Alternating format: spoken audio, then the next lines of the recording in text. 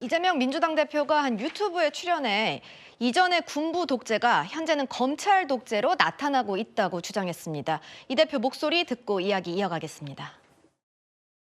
과거에는 물을 먹이고 전기로 지지고 그래서 당사자만 집중적으로 했다면 지금은 영장과 공권력을 가지고 이 사람의 주변을 파고 지금 우리 사회가 이 정서적으로는 거의 내전 상태를 향해 가는 것 같아요. 서로 제거하고 싶어요. 그런 것들이 저에 대한 직접적 공격 같은 걸로 나타나는 거죠.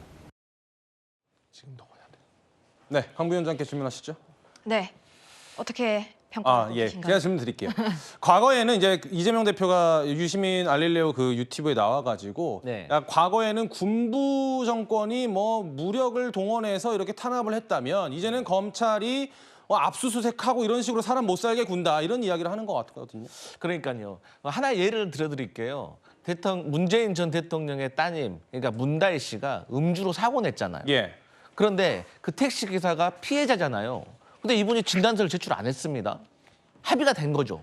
그러니까 경찰이 그 한방병원, 그러니까 택시 기사가 치료를 받았던 한방병원을 압수수색했습니다.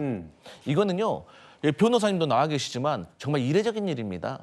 그러니까 스티븐 레츠비키라는 유명한 정치학자가 있는데 그분이 뭐라고 했냐.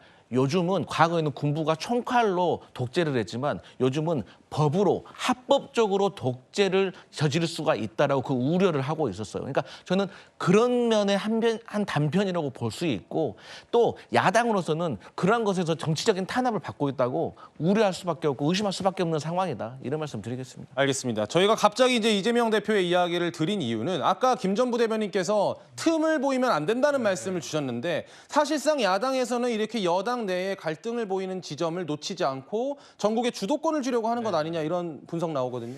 그러니까 지금 독재란 얘기를 하셨는데 제가 볼 때는 여소야대 국면에서 국민들이 저번 총선에서 민주당한테 표를 준 거는 민생을 하라는 거지 방탄을 하라는 건 아니거든요. 그리고 무엇보다도 여러 가지 특검을 통해서 탄핵으로 건너가기 위한 징검다리 수순으로 들어갔습니다.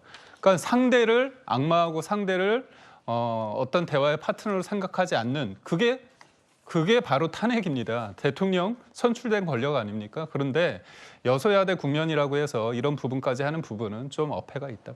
알겠습니다. 여야의 이야기까지 들어봤고 이제는 다음 주제로 넘어가겠습니다.